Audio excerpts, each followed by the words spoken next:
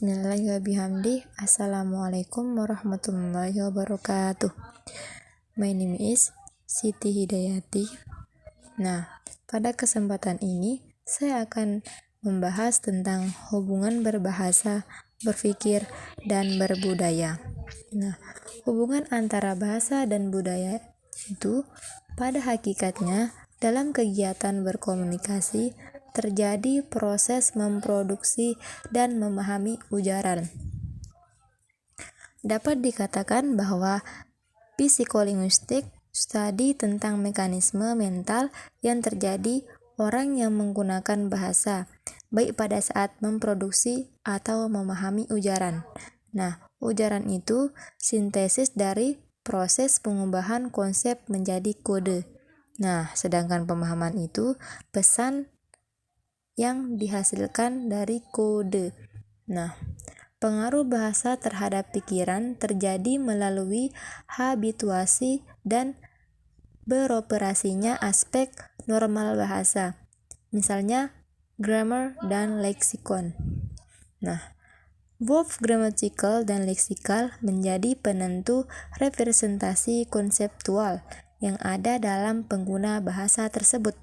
Nah, bahasa dan budaya merupakan dua sisi mata uang yang berbeda, tetapi hubungan kedua hal tersebut tidak dapat dipisahkan karena bahasa merupakan cermin budaya.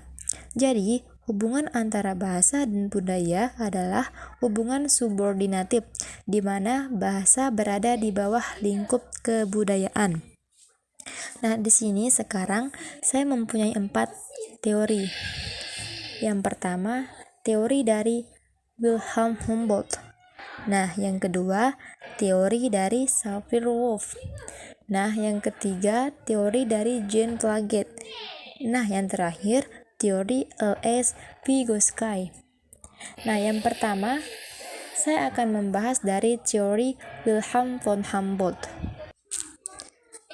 Nah, Wilhelm von Humboldt ini adalah sosok sarjana Jerman pada abad ke-19. Dialah yang menekankan adanya ketergantungan pemikiran manusia pada bahasa.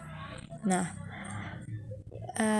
teori Wilhelm von Humboldt ini juga mengatakan substansi bahasa itu terdiri 2 bagian. Yang pertama bunyi-bunyi dan yang lainnya berupa pikiran-pikiran yang belum terbentuk. Nah, bunyi-bunyi dibentuk oleh loud form dan pikiran terbentuk oleh onden form atau inner form. Jadi, bahasa itu menurut dia itu merupakan sintes dari bunyi loud form dan pikiran itu inden form. Nah, yang kedua, teori dari Sapir-Whorf. Teori Sapir-Whorf ini adalah linguis Amerika memiliki pendapat yang hampir sama dengan Wilhelm Humboldt. Nah, si Sapir-Whorf ini mengatakan bahwasanya bahasa manusia hidup di dunia di bawah belas kasih. Nah, bahasanya yang telah menjadi alat pengantar dalam kehidupan bermasyarakat. Nah, menurut si Sapir ini telah menjadi fakta bahwa kehidupan suatu masyarakat sebagian didirikan di atas tabiat-tabiat dan sifat-sifat bahasa itu. Nah, karena itulah tidak ada 2 buah bahasa yang sama, sehingga dapat dianggap mewakili satu masyarakat yang sama. Nah, selanjutnya teori dari Jean Piaget. Nah, Jean Piaget ini adalah seorang sarjana Perancis. Dia berpendapat bahwa pikiranlah yang membentuk bahasa. Tanpa pikiran, bahasa tidak akan ada. Dan pikiranlah yang menentukan aspek-aspek sintaksis dan leksikon bahasa. Nah, juga Jean Piaget ini juga mengembangkan teori pertumbuhan kognisi, bahwa seorang anak mempelajari segala sesuatu mengenai dunia melalui tindakan-tindakan dari perilakunya dan kemudian baru melalui bahasa. Nah, selanjutnya kita akan membahas dari teori L.S. Vygotsky. Nah, si dia ini adalah sarjana Rusia. Dia berpendapat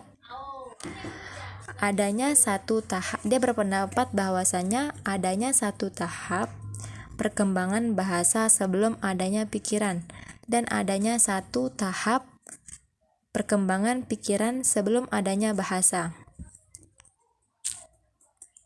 Nah, kemudian dua garis perkembangan ini saling bertemu, maka terjadilah pikiran bahasa dan pikiran. Nah, terjadilah pikiran-pikiran bahasa. Dan dia juga menjelaskan bukanlah merupakan satu benda, melainkan merupakan satu proses, satu gerak yang terus-menerus dari pikiran ke kata atau bahasa, dan dari kata bahasa ke pikiran.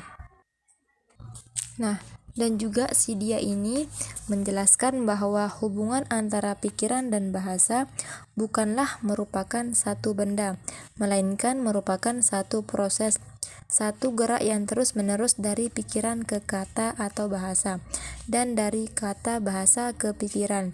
Nah, pikiran itu tidak hanya disampaikan dengan kata-kata, tetapi lahir dengan kata-kata itu. Nah, tiap pikiran cenderung untuk menghubungkan suatu dengan suatu yang lain dan mendirikan satu hubungan di antara benda-benda. Nah, tiap pikiran juga bergerak, tumbuh dan berkembang. Nah, juga melaksanakan satu fungsi dan memecahkan satu masalah. Okay, that's all from me. Sorry for any mistake. Thanks for your good attention, and this is the simple material from me. And the last I say, wallahul muwaffiq wal hadi ila sabilir rasyad. Wassalamualaikum warahmatullahi wabarakatuh.